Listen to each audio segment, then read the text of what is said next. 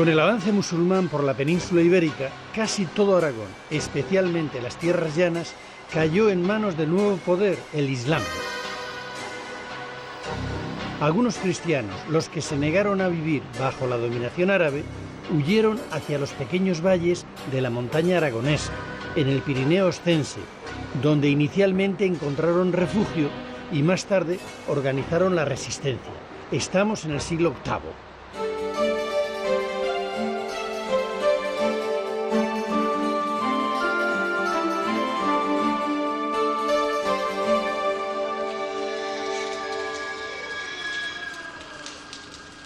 Un siglo después, en el IX, aquí en el Valle de Hecho, que aún conserva la calzada militar romana que comunica con Francia, nació, auspiciado precisamente por el poderoso reino franco, el Condado de Aragón, que tomó el nombre del río que atraviesa el valle. La monarquía carolingia, que buscaba su expansión al sur de los Pirineos, fundó además, para organizar el territorio y para iluminar espiritualmente estos valles rodeados de montañas, el monasterio de San Pedro de Siresa. Este monasterio acabó convirtiéndose en uno de los centros monásticos más importantes de la península ibérica. De la importancia de este monasterio de San Pedro de Siresa da prueba el viaje que realizó San Eulogio, obispo de Córdoba, hasta estos pagos en el año 848. Lo define como la luz de Occidente y queda asombrado sobre todo de la biblioteca, en la que dice que están clásicos como la Eneida o la Ciudad de Dios de San Agustín. En aquella época este monasterio ya tenía 100 monjes y aquí llegaban las corrientes francesas de la corte palatina de Carlomán. Del monasterio solo queda la iglesia, levantada a lo largo de los siglos XI y XII. La parte más antigua y original es la de los pies de la iglesia, que conserva un cierto aire del estilo carolingio que debió de tener la construcción primitiva. Destaca una gran tribuna situada sobre el estrecho corredor que da entrada al templo. Esta iglesia guardaba un gran número de reliquias que atraían a muchos fieles.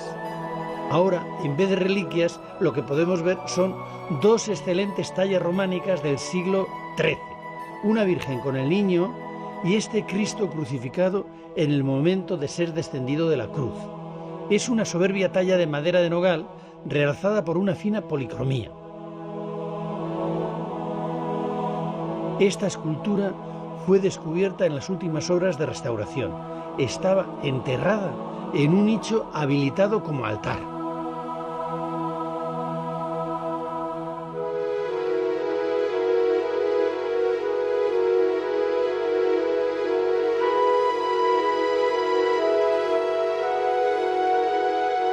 En el cercano valle de Borau se levanta la iglesia de lo que fue el monasterio de San Adrián de Sásabe.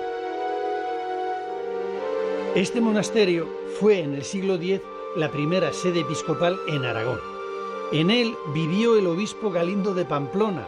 Para entonces el condado de Aragón estaba bajo la tutela de los monarcas pamploneses. La construcción de la iglesia actual, ahora en proceso de restauración, data de finales del siglo XI. El ábside está adornado por 10 arcos lombardos. Esta mano empuñando una cruz es el símbolo del mártir a quien está dedicada la iglesia, San Adrián.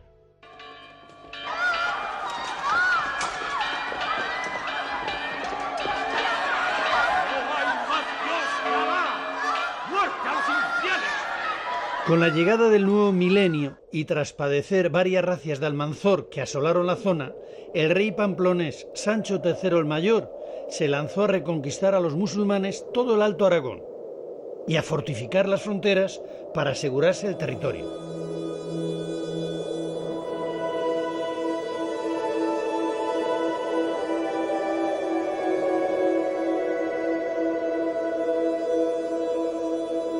Para organizar el trabajo y la vida espiritual en los valles, el rey Sancho potenció el papel de los monasterios e introdujo en Aragón la regla benedictina de los monjes de Cluny. Eligió el monasterio prerrománico de San Julián y Santa Basilisa, en la Sierra de San Juan, como el centro de difusión de las reformas monacales. A partir de entonces, todos los cenobios de la zona pasaron a depender de este monasterio abadía, que pasó a llamarse de San Juan de la Peña.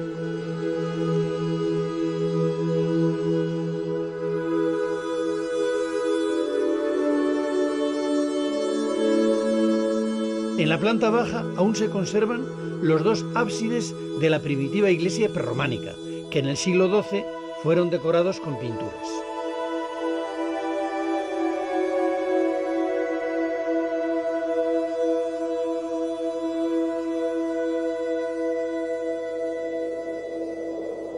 A la muerte del rey Sancho el Mayor, su hijo Ramiro heredó el viejo condado de Aragón, ya convertido en reino.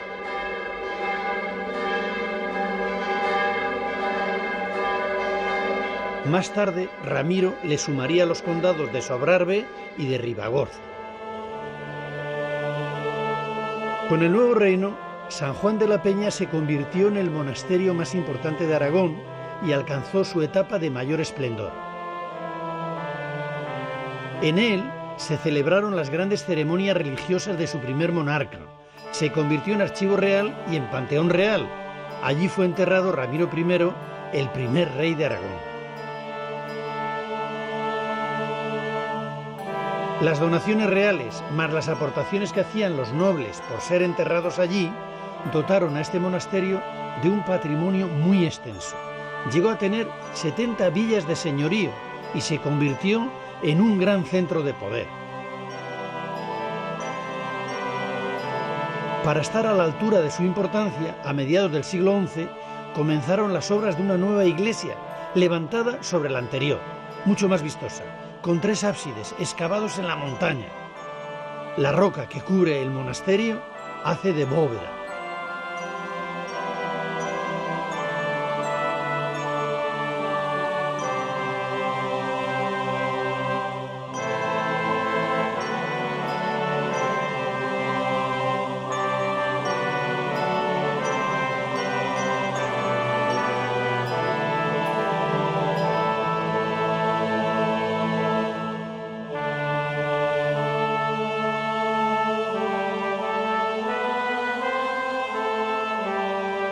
Esta gran obra fue rematada en los 2 siglos siguientes con la construcción de un espectacular claustro.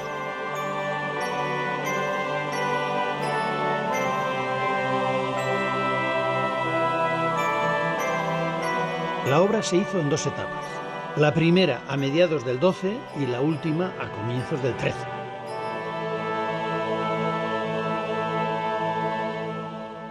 Este claustro de San Juan de la Peña es excepcional y único en el mundo.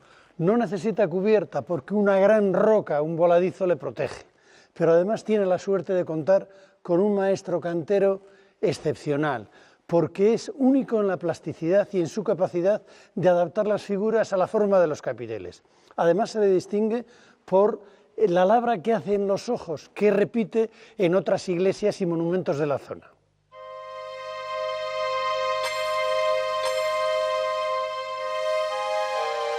Al maestro de San Juan de la Peña se le conoce también por otros sobrenombres, el maestro de Agüero o el maestro de San Pedro, sus otras obras maestras, que veremos más adelante.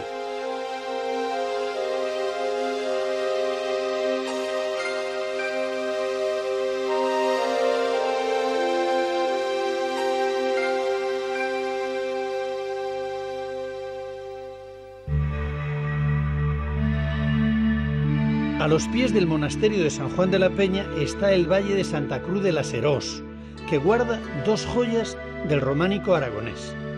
Esta es la iglesia de lo que fue el monasterio benedictino de Santa María. Su torre campanario es la más alta y una de las más bellas de esta tierra. Este fue el monasterio femenino más importante del nuevo reino de Aragón, en el que ingresaban miembros de la casa real y de la nobleza. La abadesa ejercía su señorío sobre los numerosos pueblos, iglesias y tierras con los que estaba dotado.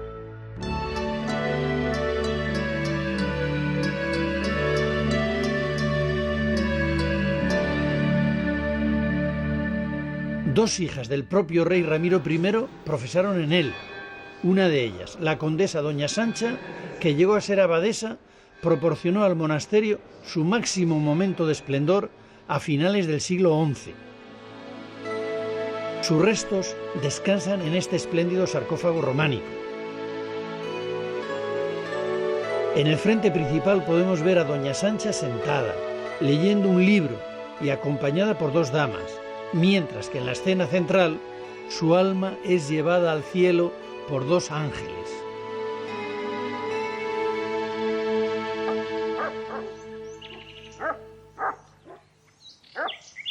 La otra joya de este valle es esta pequeña ermita, una de las primeras iglesias románicas que se levantaron en estos valles pirenaicos. Es una modesta iglesia rural, sin más adornos que la arquería ciega del ábside y de la nave.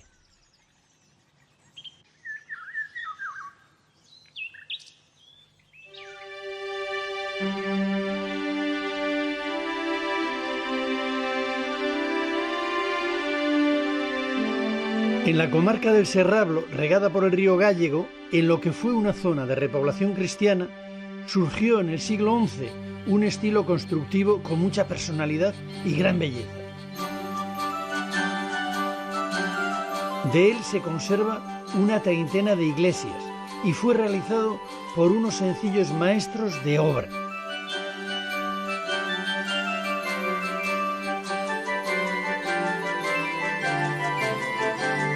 Su estilo es una síntesis del primer románico que llega a estas tierras con algunos elementos constructivos del prerrománico. Pero sobre todo es un románico rural, hecho con gran economía de medios, con los materiales que se tienen a mano, piedra, madera y barro. Están realizadas las iglesias con aparejo menudo, sillarejo, piedra muy poco trabajada. Son de nave rectangular, generalmente cubierta de madera, y tienen casi todas un ábside semicircular, una esbelta torre campanario adosada a un lado de la nave y en varios casos arcos de herradura en puertas y ventanas.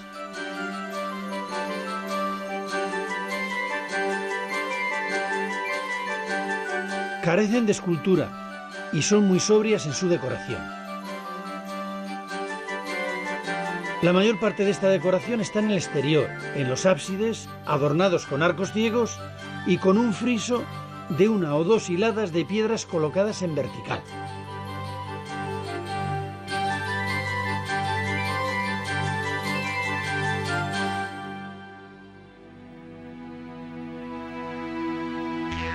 La iglesia del pueblecito de Lárrede es la joya del Serrablo, la más completa y la que mejor representa el modelo tipo del románico serrablés. Tiene planta de cruz latina.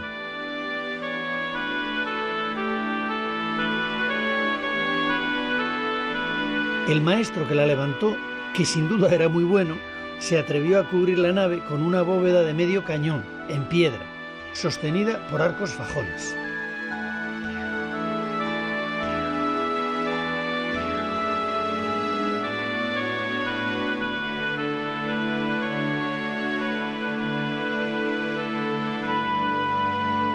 La homogeneidad del románico del Serrablo nos hace pensar que fue realizada por un grupo de maestros constructores que posiblemente aprendieron de un gran maestro, como era el maestro de Lárrede.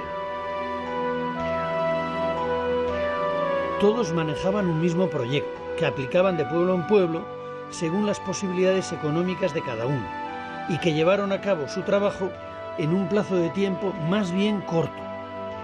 Algunos expertos les han bautizado como los constructores del círculo larredense. 9 siglos después, la Asociación de Amigos del Serrablo lleva desde los años 70 recorriendo toda la comarca y reconstruyendo estas iglesias que estaban abandonadas por el paso del tiempo. Julio, no paras, ¿eh? ¿Esta iglesia cuál es? Mira, esta es el número 35 de las iglesias que llevamos restauradas desde el año 71. Amigos de Serrablo que fundas en el 71. Sí, en el 71 fundamos Amigos de Serrablo y a partir de ese momento nos dedicamos a la recuperación del patrimonio. que estaba en trance de desaparecer. Estos pueblos de la montaña se habían quedado sin población. Sí, este era uno de los que había quedado abandonado completamente y nosotros tuvimos una primera restauración aquí en los años 80 y ahora bueno, vamos a terminarla, a dejarla ya perfectamente recuperada, ya que el pueblo también se ha recuperado. Pero una cosa, entonces trabajabas tú con tus propias manos. Efectivamente. Con tus amigos, con tus familiares, empezasteis unos pioneros y os echasteis al hombro todo el patrimonio alto-aragonés de iglesias que llamáis mozárabes vosotros. Bueno, aquello fue una aventura, porque en aquellos años tampoco teníamos ayudas muy pequeñas, muy poca cosa. Entonces teníamos que hacerlo nosotros, sábados y domingos dedicamos a trabajar aquí entre estas iglesias. ¿Todo esto lo has hecho gratis et amore por la sociedad, por amor al Hombre, arte, claro. o porque te lo pasas bien? No, porque me lo paso bien, y que todos los de la asociación trabajamos por amor al arte. Aquí no hay ninguno de los que estamos trabajando, recibimos nada de nada. Pero estás lleno de condecoraciones. Sé que te han dado la medalla de oro de las Bellas Artes, el premio Ford, la medalla de oro de Huesca. ¿Es tan importante este trabajo de la sociedad civil para recuperar patrimonio? Nosotros creemos que sí, indudablemente, claro, tenemos de todo. Hay gente que pues le da lo mismo, pero mayoritariamente la gente pues valora. Y de hecho es que, por ejemplo, la semana pasada nos han concedido otro premio, la Fundación Un Castillo, precisamente por esta labor que venimos haciendo desde hace ya 30 y tantos años. Bueno, lo que pasa es que ahora lo que estáis haciendo es manteniendo además tradiciones. Gracias a vuestro esfuerzo, la losa en la cubierta se ha recuperado y no solamente se usa en las iglesias, sino en las casas. También, bueno, ¿no? Esta era la técnica que empleaban aquí en los pueblos. O sea, aquí se manejaban todo con su entorno, el material, piedra, barro y la madera. Nos sentimos muchos españoles orgullosos de tener un asturiano patriota aragonés recuperando patrimonio. Julio, gracias en nombre de toda la sociedad. Desgraciadamente, poco después de realizar esta entrevista, inesperadamente Julio Gavín nos dejó.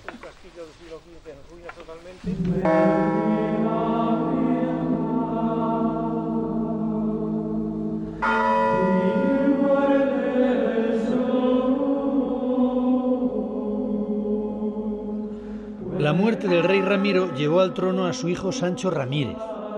El joven rey había sido educado aquí, en el Valle de Iguacel, donde adquirió una intensa formación religiosa y militar.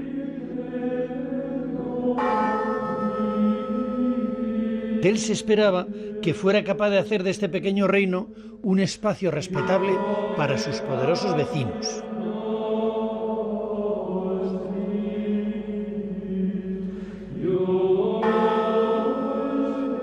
Del monasterio que aquí había nos ha quedado esta maravilla de iglesia, de la que sabemos que fue reformada en el año 1072.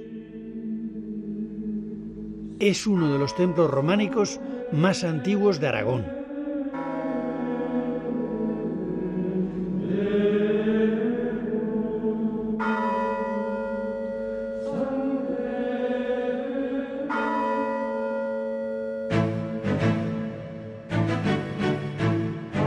Una de las medidas más celebradas de Sancho Ramírez fue la fundación de la ciudad de Jaca, donde estableció la capital de su reino. Para atraer a nuevos pobladores, Sancho Ramírez concedió a sus habitantes un nuevo fuero, el fuero de Jaca. Este fuero otorgó a los jacetanos un estatuto de libertades y derechos que les convirtió en unos ciudadanos privilegiados, porque gozaban de libertades hasta entonces desconocidas. La ciudad se llenó de comerciantes, mercaderes y artesanos que hicieron de Jaca la primera ciudad de Aragón. De este tiempo se conserva todavía un lienzo de las murallas que la resguardaban.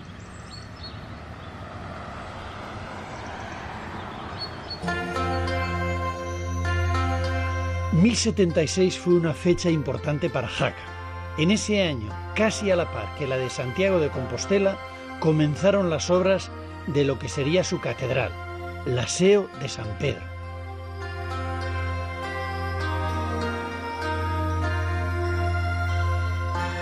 El rey Sancho, que obtuvo el amparo de la Iglesia de Roma, haciéndose vasallo del Papa, consiguió que Jaca fuera la sede episcopal de Aragón, Quiso a continuación dotar a Jaca de una catedral que acogiera a la nueva sede episcopal y que sirviera para realzar las celebraciones religiosas de su reinado.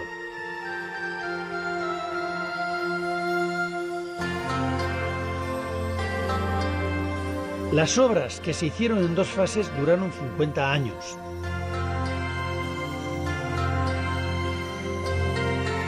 La entrada principal es un gran porche con bóveda de medio cañón situada debajo de la torre.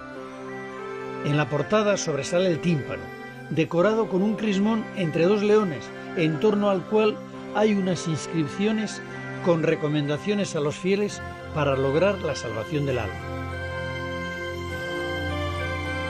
Este crismón fue muy repetido posteriormente en el románico aragonés y pasó a ser un símbolo de toda la zona.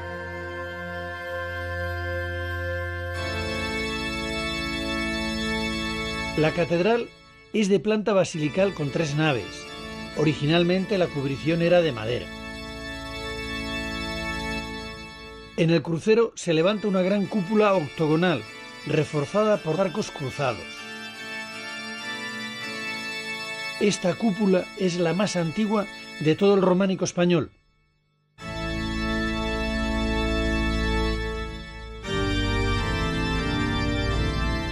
No sabemos qué maestro o qué taller fue el que dirigió tan atinadamente las obras. Lo que sí podemos apreciar por la fineza de la labra es que conocía bien la escultura clásica. Le llamaremos el maestro de Jaca. Fue el modelo para otros maestros en gran número de construcciones posteriores.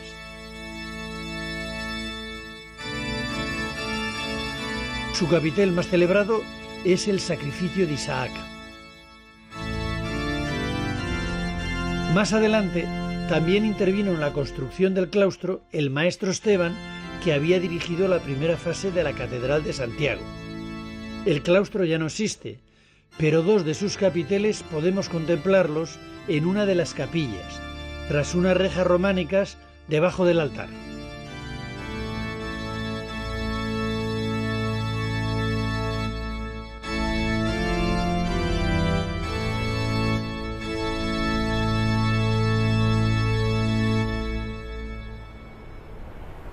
De todas las construcciones que promovió Sancho Ramírez, hay una en la que puso un empeño especial: el castillo abadía de Loarre, el más importante y mejor conservado del románico militar español y posiblemente europeo.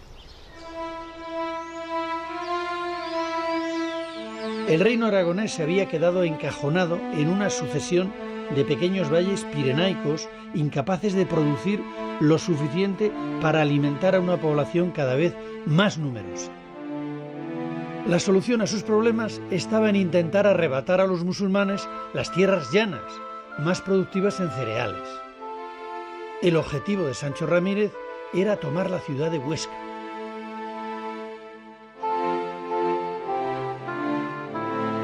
Pero antes de eso, le era vital fortificar el castillo de Loarre para después poder utilizarlo como punta de lanza en la ofensiva contra Huesca.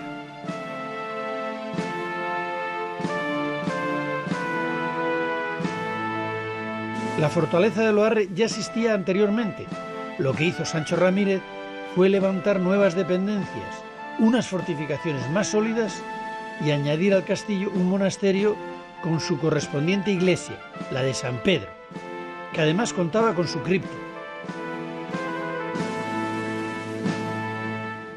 Este castillo fue su residencia preferida y la capilla real de San Pedro fue la más importante de todo su reino.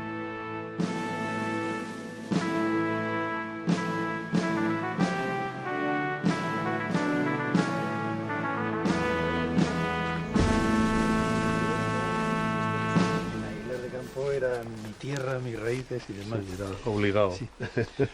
Oye, Antonio, vamos a ver, ¿este Sancho Ramírez quién era para hacer este castillo majestuoso? Sancho Ramírez, aparte de ser un rey aragonés importante, fue el primer europeísta. Ahora que tanto se lleva esa frase, es el que nos abre a la península ibérica las corrientes francesas. Es una persona que se ve agobiada por los reinos y condados laterales a su monarquía y no le queda más remedio que buscar apoyos donde puede. Los apoyos donde puede son al otro lado de la frontera, en Francia, en el papado. La Iglesia entonces también tenía gran peso específico. Pasa a Roma, va a visitar al Papa y se hace vasallo del Papa, sabiendo que eso le va a conferir una gran fuerza. Algo tiene que dar a cambio, nadie da nada por nada. Y propicia que al hacerse vasallo del Papa, el rito romano pase a la península ibérica, dejando en un segundo plano el rito hispano-mozárabe que en el momento estaba. Junto a esto se casa en segundas nupcias con Felicia de Roucy, que era biznieta del rey de Francia, lo cual pues le asegura primero traerse hacia aquí una gran dote patrimonial, artística, porque junto con Felicia vienen los canteros que están trabajando los capiteles en Tolosa, viene gente que le permite hacer su gran obra, que es la iglesia de San Pedro de Loarre, vienen caballeros a luchar y bueno, todo eso cuaja en este magnífico castillo. Pero un castillo, fortaleza, ¿para cuánto tiempo? Sí, las cosas se desarrollaron a lo mejor más deprisa de lo que había previsto este gran monarca, porque este castillo en el tiempo a lo mejor les dura solamente 20 años, apenas estaba acabado, ya deja de cumplir su función, rápidamente se toma el llano, se toma Huesca, la función que tiene Loarre se va a Monte Aragón, y este castillo afortunadamente, como estamos viendo en el día de hoy, se nos queda desdibujado en la niebla durante un largo periodo de tiempo que permite pues hoy poderlo contemplar en todo su esplendor. Muchísimas gracias. A ti.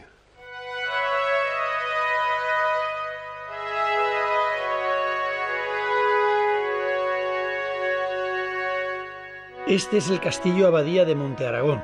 También fue levantado por Sancho Ramírez para llevar a cabo el asedio definitivo de Huesca. En su interior albergaba, como el de Loarre, un monasterio agustino.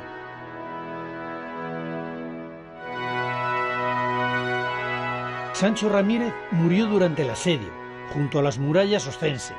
Será su hijo Pedro I quien, 2 años después, entre victorioso en la muy codiciada ciudad de Huesca.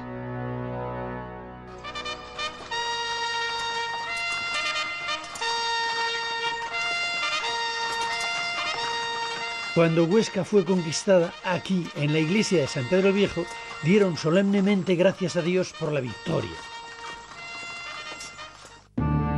Durante la dominación musulmana, aquí estaba la única iglesia mozárabe que había quedado en manos de los cristianos para sus rezos. Con la reconquista de la ciudad, la iglesia se convirtió en monasterio benedictino y unos años después fue derribada para construir una nueva iglesia, un claustro y las dependencias monásticas. Este monasterio fue durante años el preferido por los reyes aragoneses. 2 de ellos fueron enterrados en lo que fue la sala capitular del convento.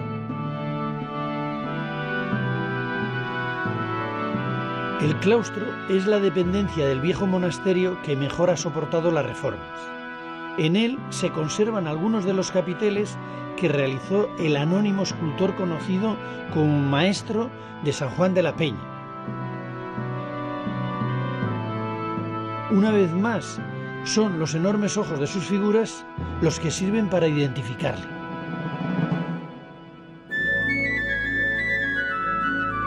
Tras la toma de la ciudad, la corte aragonesa se trasladó a Huesca, donde se levantó un palacio real del que se conserva una de las torres, con 2 salones que son una magnífica representación del románico civil aragonés. Uno está en la parte superior de la torre, el salón de doña Petronila, decorado con una bella arquería ciega. El otro, en la parte baja, es conocido como el de la campana de Huesca. Este salón tiene una leyenda de la que es protagonista Ramiro II, llamado el Rey Monje. Ramiro había profesado y vivía en un convento, del que salió para ser nombrado rey, tras morir su hermano sin descendencia. 3 años después abdicó en su hija Petronila, a la que casó, teniendo ella pocos meses, con el conde de Barcelona, dando inicio así a la corona de Aragón. Una vez Hecho esto, Ramiro II se volvió tranquilamente a su convento.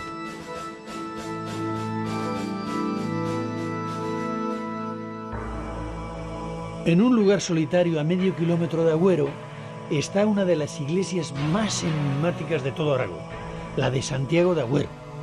Es una ambiciosa construcción inacabada, realizada en la segunda mitad del siglo XII, de la que solo se llegó a construir la nave del crucero y los 3 ábsides. Estaba proyectada para ser de planta basilical y por la envergadura de los contrafuertes columna de los ábsides iba a tener una cúpula en el crucero. Pero algo desconocido ocurrió y la obra se remató deprisa y corriendo, dejándola en el estado actual. No sabemos para qué estaba destinado un templo de dimensiones tan enormes en este lugar. Se levantó en 2 fases. En la primera se hizo la cabecera y por las marcas que nos han dejado en los sillares, en ella participaron al menos 20 canteros. Es posible que el maestro fuera un tal Anol, nombre que se repite en varios de ellos.